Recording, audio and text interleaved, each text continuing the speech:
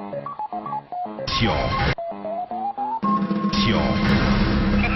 télé...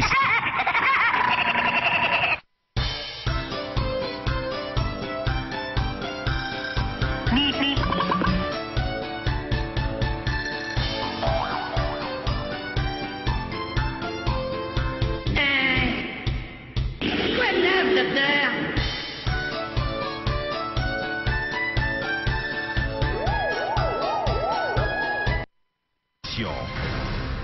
Une télésérie sème la controverse. Mes frères m'ont oublié, je suis tombé, je suis malade. Salut tout le monde! Hey, salut Bernie. Salut, ça va? Certain, man. Ben oui.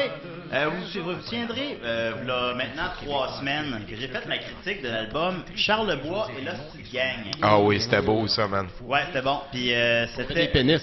Il y avait le pénis d'Yvon Deschamps. D'ailleurs, j'ai pas... J'aimerais ça de le regarder une autre fois. J'ai essayé de le retrouver. Puis, j'avais dit à la fin de ma chronique, voilà, je l'ai retrouvé.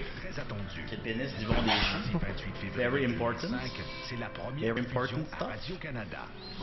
Et j'avais dit à la fin de ma chronique que j'allais faire, offrir mes services de scénaristes pour d'autres histoires fabulées. Ouais. Fait que là, j'avais pas le choix d'en écrire vu que j'ai dit ça. Fait que là, ben c'est ça, je fais ça tantôt. Ça, c'est le tome 1, vous comprenez, puis il n'y a pas encore de tome 2, fait que les possibilités sont infinies avec l'histoire de la musique québécoise, tout ce qu'on peut offrir. Alors, Histoire fabulée, tome 2. Félix Leclerc. Là, c'est ça, vous comprenez le principe, c'est c'est l'histoire de ces gens-là, mais que ça ressemble pas du tout à ce qui s'est passé réellement, comme dans la bande dessinée de 3 semaines. Alors, Félix Leclerc, tome 2, ben pas besoin d'aller trop loin avec celui-là, hein, parce que quelqu'un d'autre a déjà volé mon scénario et l'a mis en image. Ça comprenait Félix Leclerc sur un cheval blanc combattant des zombies de l'île d'Orléans. On le voyait aussi s'exprimer en parabole constamment, combattre les esprits d'un lac, chercher une perle magique et porter un oiseau mort sur sa tête en guise de perruque. Fait que moi, c'était mon scénario, puis on l'a déjà volé avec succès, voilà. Pour Histoire fabulée, tome 4, l'origine de Martin Deschamps. Oh! Ouais. Martin Deschamps était à la base un haricot magique.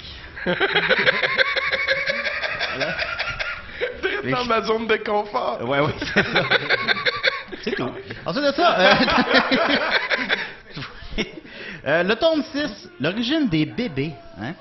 Alors, tout le monde sait que la signification de l'acronyme bébé qui sert de nom au groupe légendaire Les Bébés, c'est les Beaux Blonds. Bon, on se souvient de ça. Ah, j'avais entendu Beau Bonhomme, mais on s'en Ah, pour vrai? calisse. Ah, honnêtement, j'ai pas vérifié. On Mais dans ma tête, c'était Beau Blond, mais l'un ou l'autre. Oui, ça l'un va ou très l'autre, bien. c'est un excellent nom. On s'entend s'entend là-dessus. Mais permettons-nous de rêver à une autre origine pour ce nom-là. S'ils s'appelaient comme ça parce qu'ils se sont connus étant bébés, hein? Ah! C'est pas bête! Alors, Patrick Bourgeois, François Jean et Alain Lapointe se connaissent depuis qu'ils ont 1 an. Et font... je le sais. Et font ensemble les 400 coups. Mais leurs parents déménagent quand ils ont 2 ans et ils ne se revoient plus pendant 24 longues années. 24 longues années plus tard, François Jean essaie de voler des cymbales au Archambault pour les signer et les revendre. Et il tombe face à face avec Patrick Bourgeois. Je vous rappelle qu'ils ne sont pas vus depuis qu'ils étaient bébés. Même s'ils ne se sont pas vus depuis qu'ils étaient bébés, bon, j'aurais dû lire mon texte à la place, ils se sont tout de suite reconnus. Alors, ils ont retrouvé Alain Lapointe sur Facebook, ce qui est assez facile avec un minimum d'effort. Essentiellement, il fallait juste faire l'effort de le faire, puis ça n'a pas été très long. Et ensemble, ils formèrent les bébés. Ça fait du sens. Tome 19, l'origine de Yellow Molo. Qu'on entend d'ailleurs en background ici. On entend en background, oui, voilà, oui, avec le classique Le Petit Castor, une composition d'eux autres, je présume. Oui. Le sinistre seigneur Sauron tente de dominer la...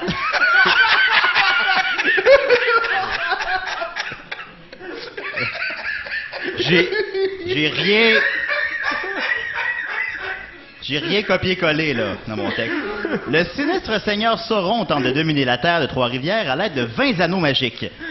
Mais l'un d'eux, l'anneau unique, est tombé entre les mains du hobbit Stéphane Niel. Un garçon au pied velu. Le mage Patrick Fréchette, incite celui-ci à détruire l'anneau en le jetant dans le feu du mont d'Estaing au pays de Rimouski, où il a été conçu. Stéphane Niel entreprend ce périlleux voyage avec ses deux congénères, Patrick Frenette et Stéphane Lamère à la trombone et au cœur. Mais, vous saviez pas le nom des gens de Yellow Molo, hein? À part Stéphane Niel. Mais elles sont vite poursuivies par les 9 cavaliers noirs, des spectres au service du vil Sauron. En route, le petit groupe est rejoint par un elfe, Yannick Boivin aux percussions, qui forment ensemble la communauté de l'anneau, 6 alliés pour contrer les 6 spectres du Seigneur des Ténèbres. Ah, come on. Voilà. Alors, j'ai copié-collé quelque chose, j'ai changé quelques mots. Non, je veux dire, c'est tout moi, c'est moi qui écris Ville Seigneur Sauron. Tombe 22, tout un album sur la joke quand Julie Masse plume la traverse. C'est comme 64 pages. Ils se rendent compte quand ils sont jeunes. Alors, c'est ça. Quand Julie Masse plume la traverse, James Bond, Ouais. voilà, on la connaît. Tombe 36. Non, mais on venait de faire le tour pas mal. Oh ouais, ben il reste 63 pages. OK. Tombe 36. L'origine de Woodstock en Beauce. Woodstock en Beauce. Été 1995. Santana, Janis Joplin, Jimi Hendrix et The Who sont dans un char ensemble. Puis là, genre, sont comme... Leur auto tombe en panne à Saint-Éphrem-de-Beauce. Tombant littéralement en amour avec les lieux, ils décident de fonder un autre Woodstock à cet endroit. Après, ils sont comme repartis dans le brouillard, on les a jamais revus. Et mais semble-t-il que si on tend l'oreille dans la nuit parfois, on peut les entendre pleurer pendant les prestations de Caïn. Des cris très distinctifs de Janis Joplin.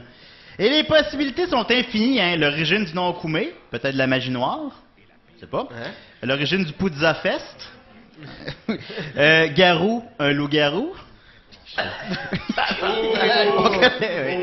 C'est mon préféré. C'est même pas si bête, ça, il pourrait le faire. On connaît Brandon 3000, mais pas les 2999 autres. Une piste à explorer, j'ai failli couper ce gag-là. Et où encore?